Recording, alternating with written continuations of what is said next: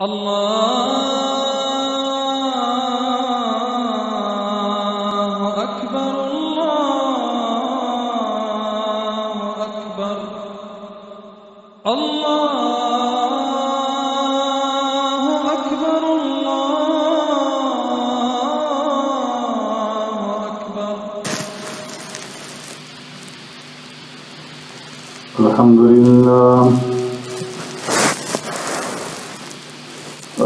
لله نحمده ونستعينه ونستغفره ونؤمن به ونتوكل عليه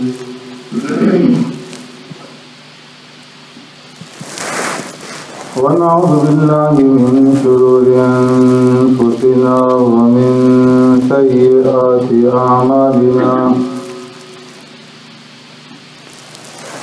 من يهده الله فلا مضل له ومن يضلله فلا هادي له. ونشهد أن لا إله إلا الله وحده لا شريك له.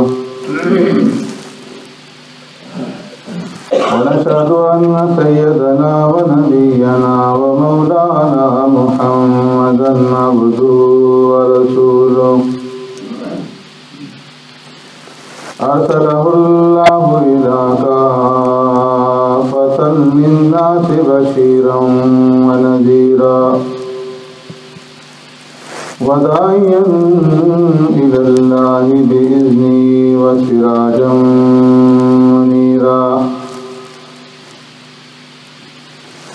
أما بعد فقد قال الله تبارك وتعالى في القرآن المجيد والفرقان الحميد.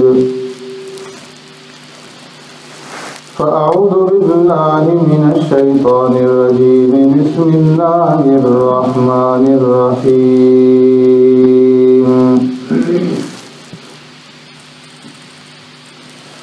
ولنبلونكم بشيء من الخوف والجوع ونقص من الأموال والأنفس والثمرات وبشر الصابرين الذين إذا أصابتهم مصيبة قالوا إنا لله وإنا إليه راجعون.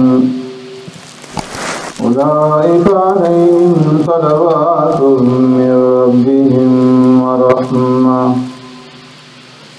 وأولئك هم المهتدون.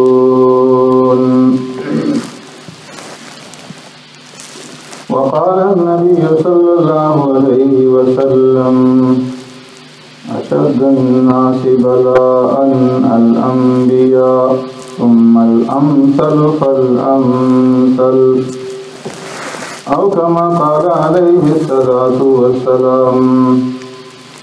صدق الله مولانا العظيم وصدق رسوله النبي الكريم.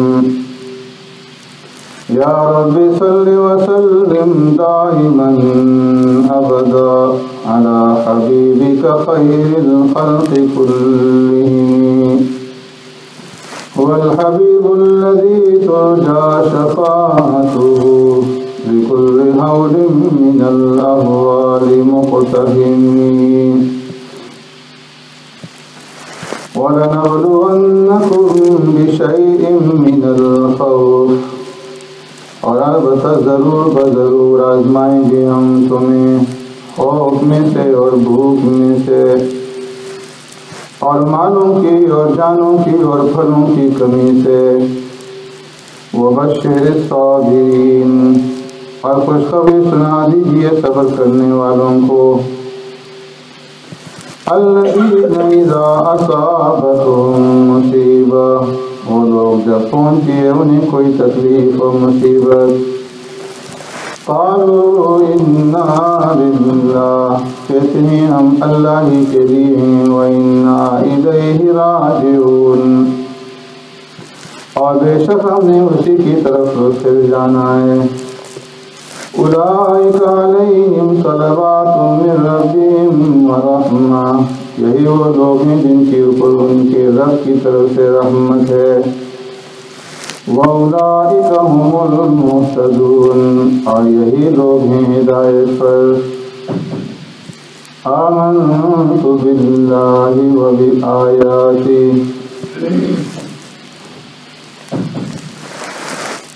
میرے محترم دوستوں، بزرگوں، بھائیوں، گزشتہ جمعہ میں نے آپ حضرات کے سامنے عرض کیا تھا کہ انسان کے اوپر جو مسائل، پریشانیاں، رنج و غم اور تکالیف آتی ہیں، یہ دو قسم پر ہیں۔ ایک تکالیف اور مسائل، اس کے لیے اللہ کا عذاب اور اس کے قہر اور اس کے غضب کی علامت اور نشانیاں ہیں، اور دوسری قسم کی جو تکالیف ہیں اور جو مصائب اور پریشانیاں ہیں، وہ اس انسان کے لیے اللہ کی رحمت اور اس کی بلندی درجات کا سبب اور ذریعہ ہے۔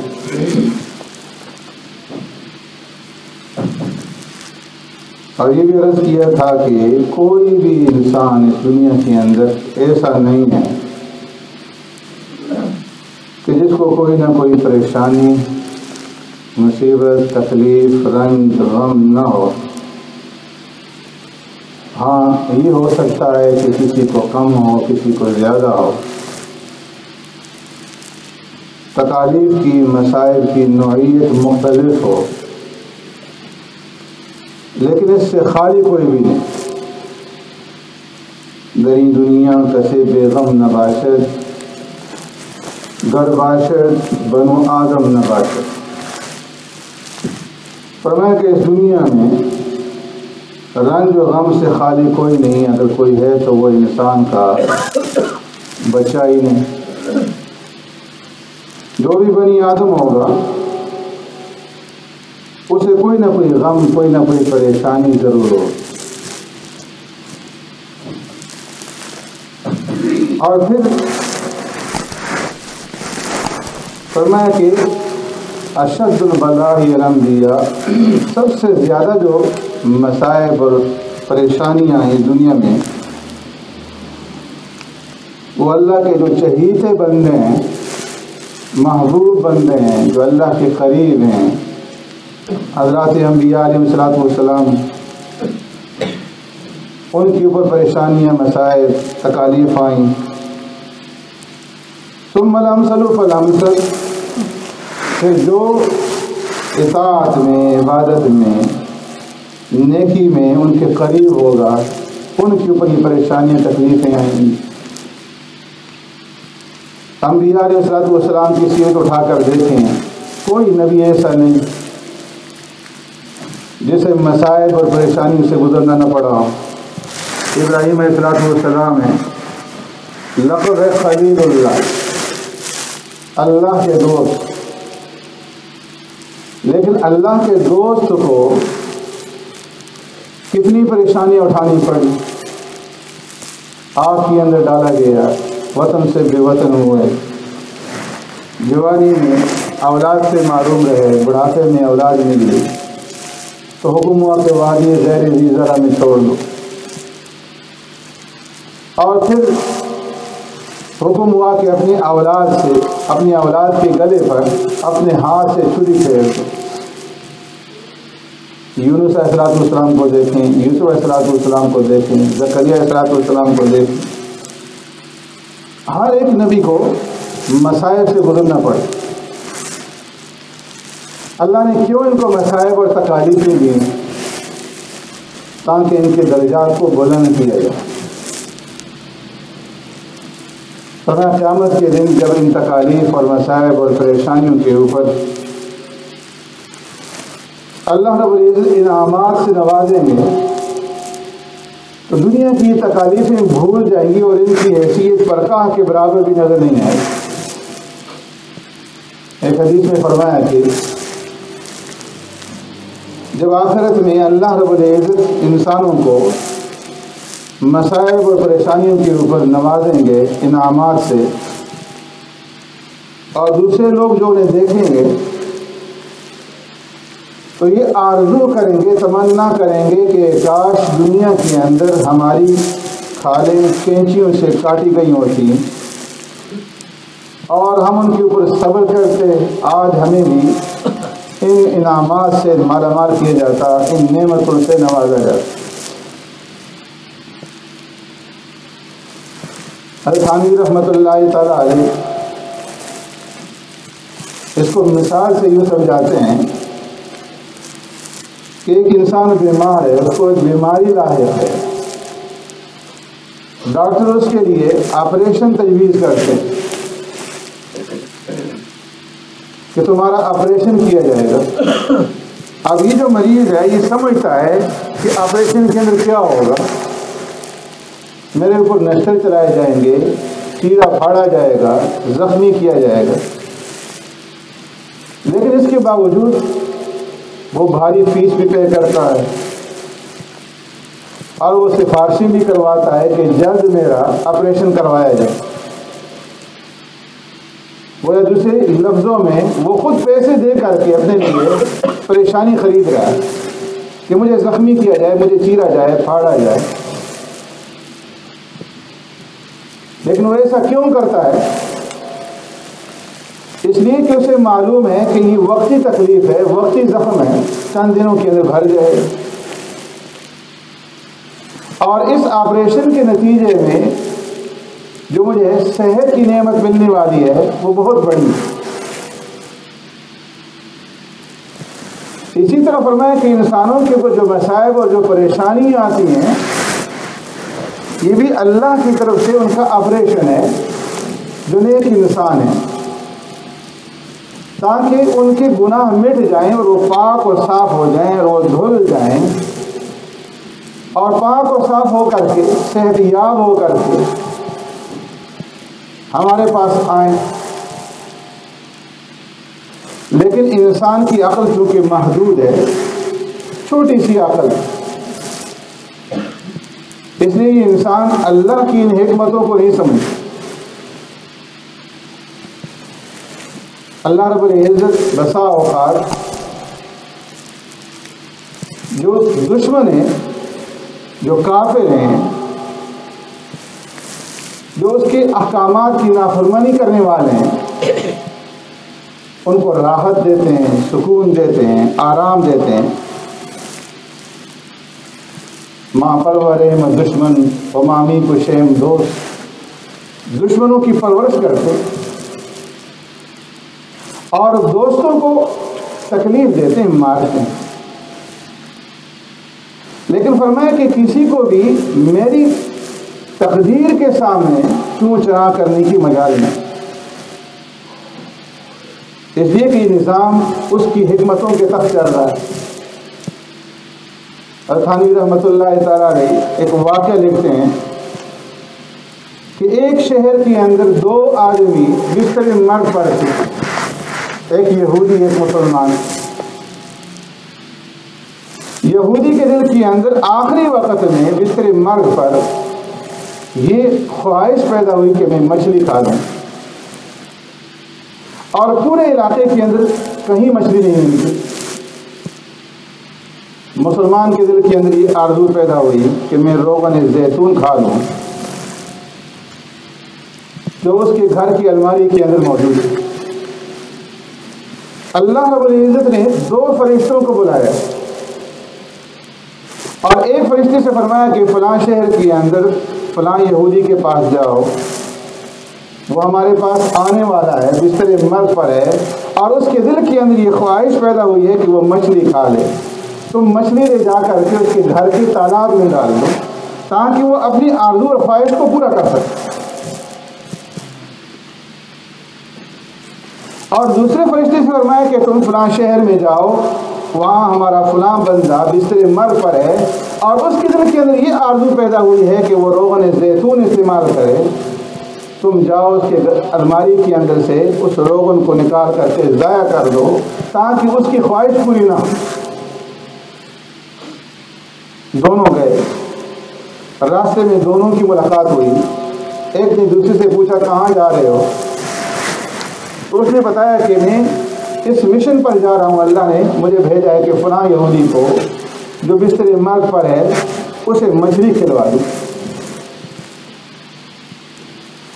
دوسرے نے کہا کہ میں اس مشن پر جا رہا ہوں کہ فلاں مسلمان جس کا آخری وقت ہے اور اس کا دل چاہ رہا ہے روغن زیتون استعمال کرنے کو، اللہ نے مجھے بھیجا ہے کہ میں اس کی الماری میں جو موجود ہے روغن زیتون اس کو ضائع کر دوں۔ دونوں کو تعجب ہوا کہ متضاد چیز کاموں کے اوپر اللہ نے ہمیں بھیجا، اللہ کا حکم تھا پورا کیا۔ اللہ کی بارگاہ میں حاضر ہوئے، عرض کیا اللہ ہم نے حکم کی تعمیر کر دی لیکن ہماری سمجھ کے اندر یہ بات نہیں آئی